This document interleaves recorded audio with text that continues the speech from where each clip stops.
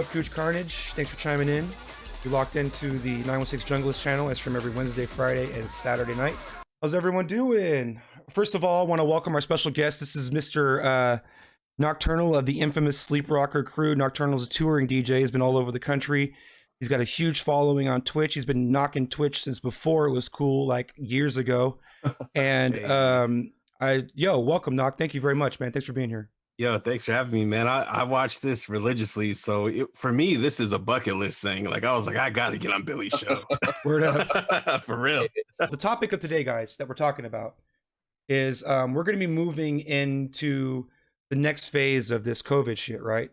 And everybody around us who has been kind of like, we're all in this together, is not going to be with us for very much longer. You guys realize that, right? Yeah.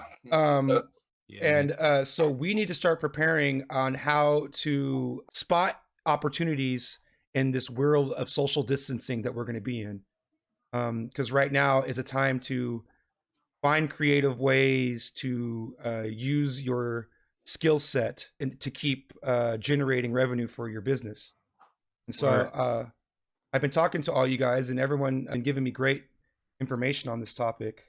Wanted to start with the homie Noc. First of all, give us a little bit of your background and let us know what you've been doing with Twitch, and then go ahead and spill into the topic of the day. Yeah, man, for sure. I've been messing with Twitch for the last 2.5, 3 years.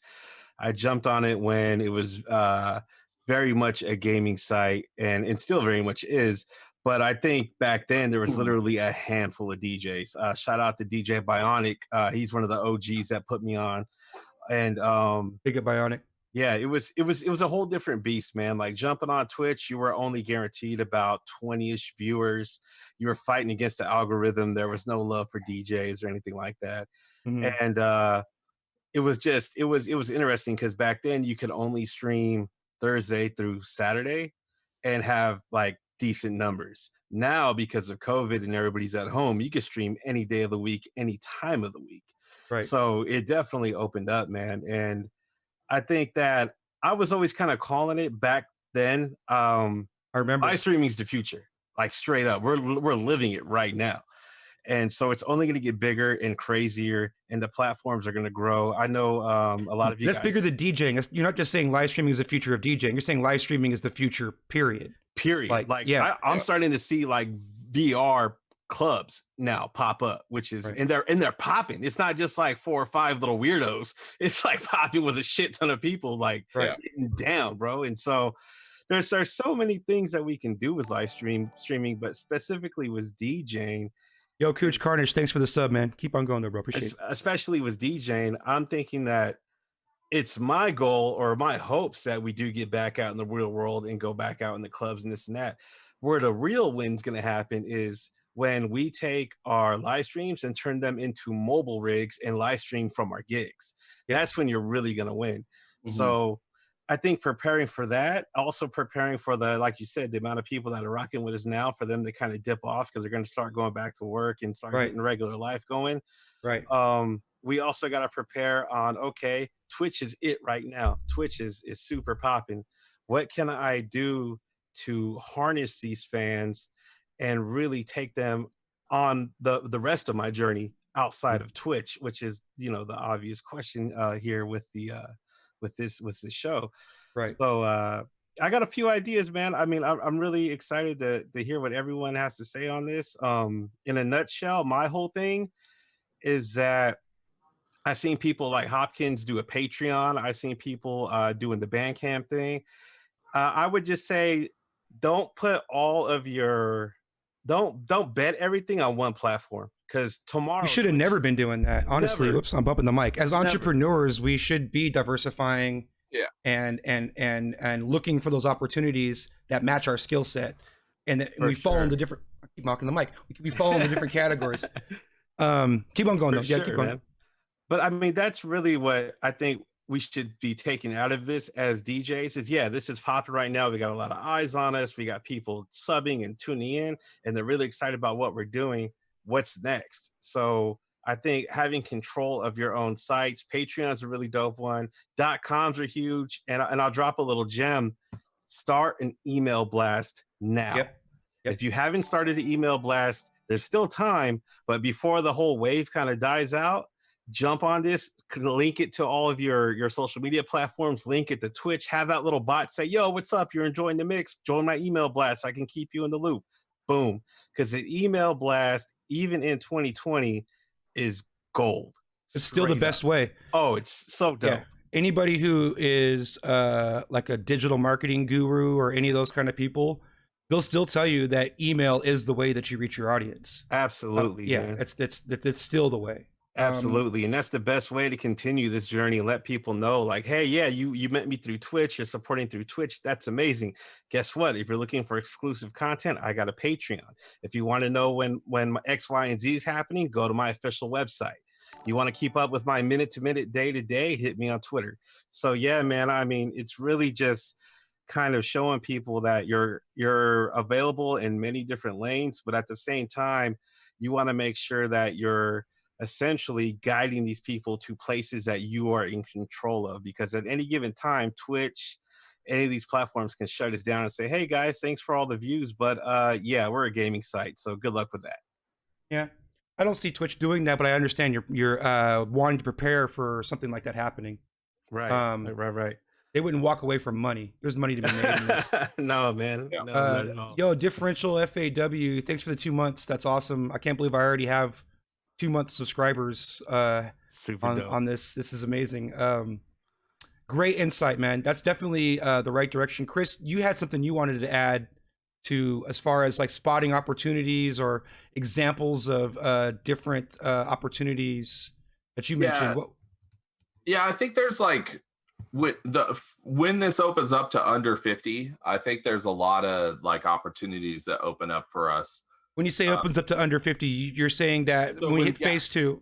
So when gatherings of less than 50 are allowed, I think there just instantly is a lot more opportunity for us. And I was reading stuff, and I think like Roseville might be about to allow gatherings under 50. Like, yeah, Placerville, like Placer County. Placer County is basically about to open up for sure. And so I've been trying to, I bought an RV and trying to put solar power on it, and I'm trying to go pop up in parks and do like socially distant silent discos. Where that's awesome. We bring like a tub of headphones that's like, but we only allow 40 people, and we bring a tub of headphones, and then somebody comes and pre-ordered the ticket, right? We hold the tub out so they could grab their pair of headphones. They return them in another tub after they wipe them down, and then we never double use anything, and then clean the tub after we're done. And it's outdoors, right? And we require masks. And from everything I'm reading, that sounds like super safe to me, right? Like everything I'm reading about the transmission of the virus, everything like outdoors with masks 6 feet apart, spread out. And you're wiping down the headphones. You're keeping everything sanitary. Like I think that. And it's a single use. It's only that one time use. Yeah. Yeah. And I think people would love it and be desperate. I had the idea of having people that come wearing the same shirt. They can be closer than 6 feet to each other, and that's how we could like tell them apart and stuff like that. I think that could be fun.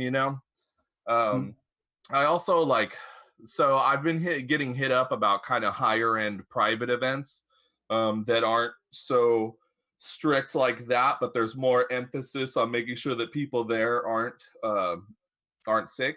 Like checking temperatures are coming into the door. Well, so I've been working on developing a questionnaire to like gauge how seriously people have taken this, and like if they're like at a certain level, then you're vetting an audience tested to come.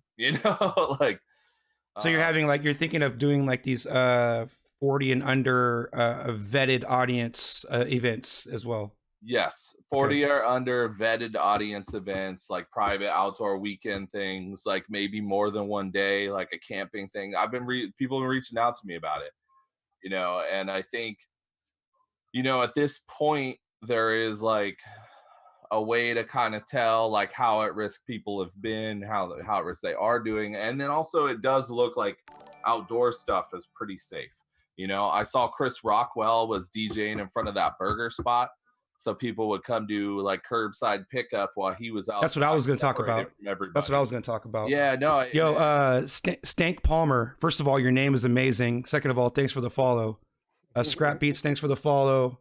Appreciate that. But yo, I just had to stop for Stank Palmer. Go ahead though.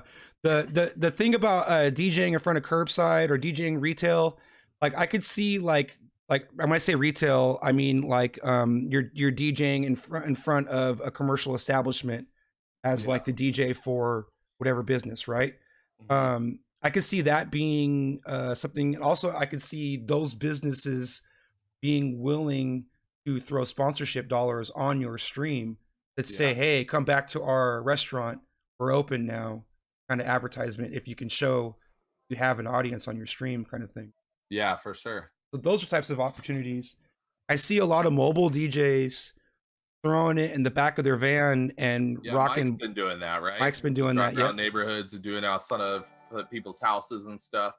Another Swamp thing, the DJ, what up? Thanks for the follow. Appreciate it. I've been thinking about like the stream stuff too. Like I haven't really gone on Twitch too much. I did once for my first show this last Saturday and it was fun. But I've been thinking about like, what do I want out of streaming? You know, like beside the money, whatever. I don't think that is going to be much, but what do I want? And I've been talking to my buddy that does like projection mapping and all kinds of crazy effects. And he was saying he figured out how to do a lot of really interesting stuff with OBS. And so we're talking about doing a show together where we would do it out some location in the wild or whatever and do all this crazy. I got portable Wi-Fi and we got this portable power. So we're trying to like produce this really just crazy show, like effects wise, while I'm DJing and he's doing all that side of the stuff. Nick Palmer says on the mobile, that's what actually that's sick, by the way, Chris. I didn't mean to cut you off. That's, for sure. Stank Palmer says that on the mobile tip, his roommate has DJ'd a couple of Zoom happy hours. Yeah. I've seen like Zoom birthday parties where they have a DJ and stuff like that. I've seen about a friend of mine had a bachelor party the other day and they had a Zoom stripper. Super dope.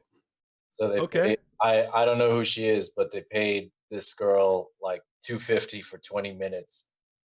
Okay. Seems like, I mean, based on the fact that like she's putting herself in an environment that can be one, recorded, and second is like 20 dudes in the chat.